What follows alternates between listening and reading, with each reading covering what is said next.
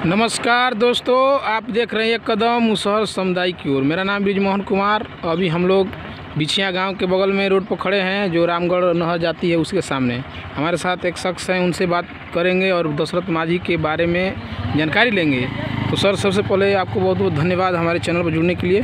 जी धन्यवाद। नमस्कार, जय दशरथ। मैं विपिन कुमार मांझी, बाबा दशरथ मांझी भारत रत्न पदयात्रा को लेकर मैं प्रोग्राम मैनेजर हूं, जो 5 फरवरी 2023 से आज 16वां दिन है, जो हम लोग बिछवा गांव पड़ता है। ये यूपी और बिहार की इस आगे चल के बॉर्डर है। हम लोग यहाँ सफ़र कर लिए, यहाँ तक पहुँच गए। आज आपको मैं बताता हूँ बाबा दशरथ मांझी के बारे में। हम लोग पैदल इसलिए नहीं चल रहे हैं कि उन्होंने पहाड़ काट दिया। पैदल इसलिए चल रहे हैं कि उनको संघर्षों के देखते हुए कि आज के समय में देखा जाए कि सारा दुनिया, जो देश के लोग जो हैं, सब सारे लोग अपने स्टेटस के लिए दौड़ रहा है, संपत्ति बनाने के लिए, पोजीशन बनाने के लिए, मकान बनाने के लिए, रोजगार पाने के लिए। इस समय में, इस युग में बाबा दशरथ मांझी ने अपने पूरा 22 साल जीवन का उन्होंने पहाड़ काट के रास्ता बनाने में लगा दिया। लेकिन आप ये जानना चाहेंगे कि उन्होंने पहाड़ क्यों काटा, रास्ता क्यों बनाया, क्या उनका क्या काम था भाई कि रास्ता बना दे वो? क्योंकि जब से पृथ्वी बनी थी उस समय से वो जगह के लोगों ने,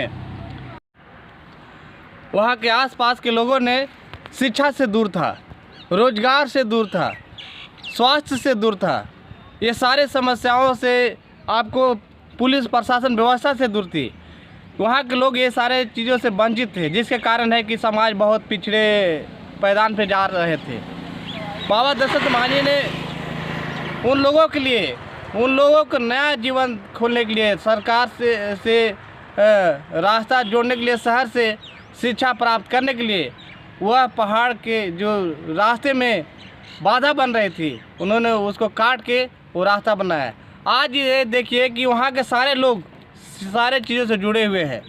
तो क्या बाबा दशरथ मांझी ने गलत काम किया? बाबा दशरथ मांझी के लिए से भारत रत्न नहीं मिलनी चाहिए?